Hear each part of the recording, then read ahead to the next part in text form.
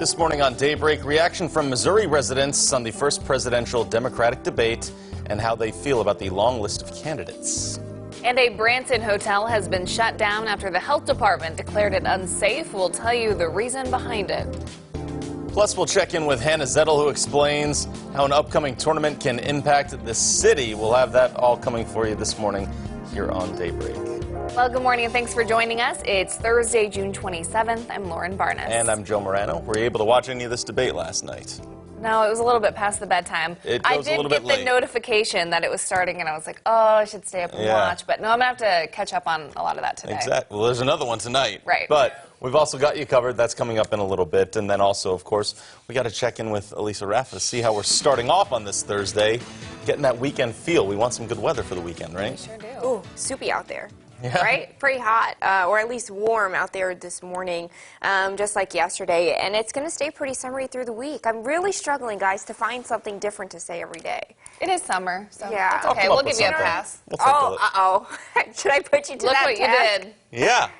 I mean, I got to do a newscast, but I'll think of some words. Think of something different for me to say. Different way to describe this, because I'm getting a little bit bored. Okay.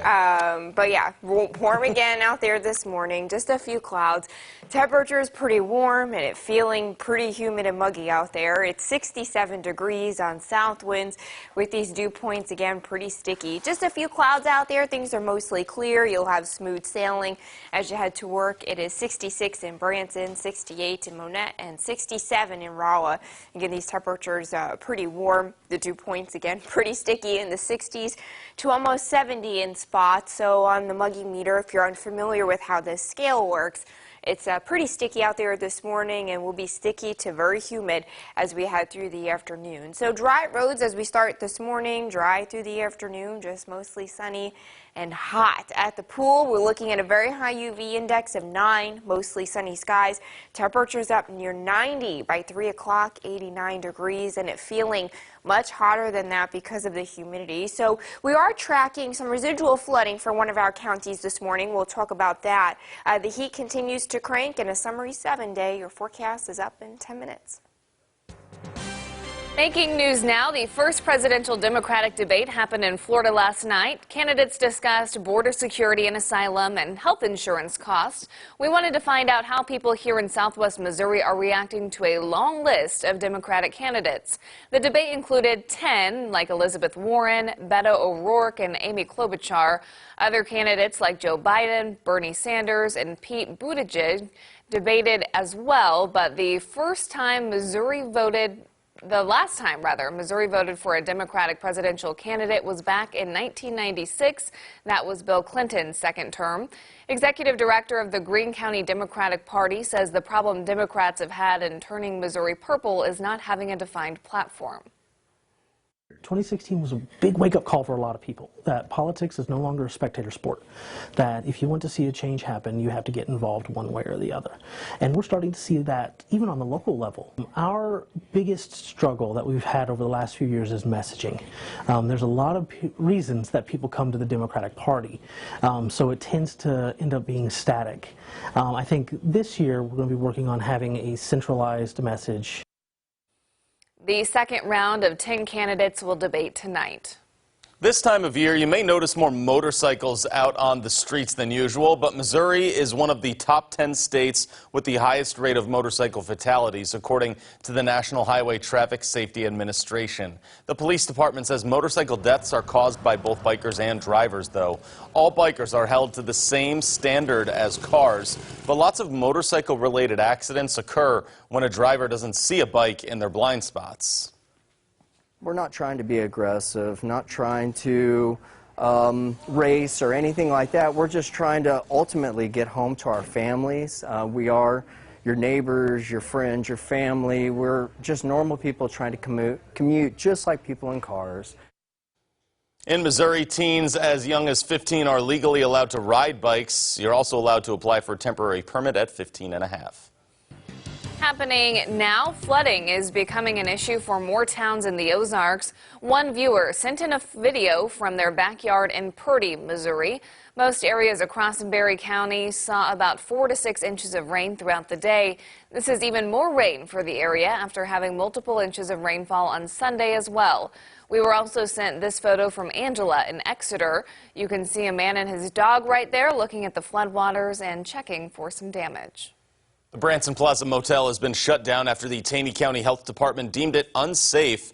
The director of the department confirmed to us that an infestation of bed bugs and roaches throughout the building are the cause of it. Mindy Hinkle has lived in that building for a year and says the short notice and time of year has made it tough to relocate. It's season. Everywhere is booked up. Everywhere has all the extended stay motels are full because it's season. And to close in the middle of the week when most people don't get paid until Friday, it's impossible to find a place this short notice. The managers of the Branson Plaza Motel say they're working with the city to fix the issue, but have no further comment at this time. Following up on a story for you now, areas with reports of chronic wasting disease among deer are changing in Missouri. The Missouri Department of Conservation will reduce the number of counties in the CWD disease management zone beginning next month.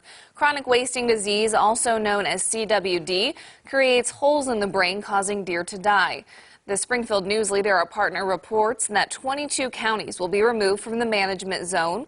Ones in the Ozarks include Benton and Dade, but some other counties in the Ozarks were added due to recent reports of the disease nearby. Those include Christian, Howell, and Oregon counties. Right now, there is no cure for the disease.